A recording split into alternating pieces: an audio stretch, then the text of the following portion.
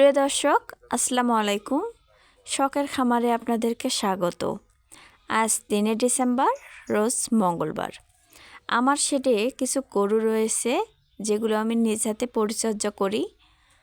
আর এই গরুগুলো আমি বেশ কিছুদিন লালন পালন করতেছি। আর এই গরুগুলো সেল দিয়ে আমি আমার খামারে নতুন কিছু গরু তুলব।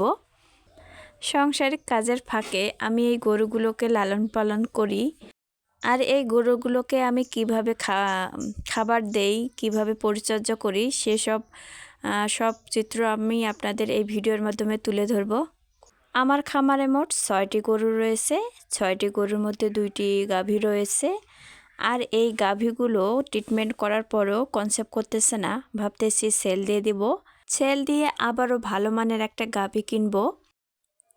আমি আমার খামারের গরুগুলোকে কিভাবে পরিচর্যা করি, কিভাবে খাবার দেই, সব চিত্রই কিন্তু আমি এই ভিডিওর মাধ্যমে কিন্তু আপনাদের কাছে তুলে ধরব।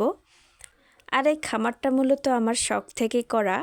গরুর পাশাপাশি আমার ছাগলও রয়েছে, আর হাঁস মুরগিও আমি পালন করি।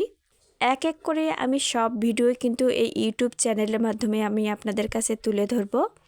সবাই ভালো থাকবেন, সুস্থ থাকবেন। আল্লাহ হাফেজ।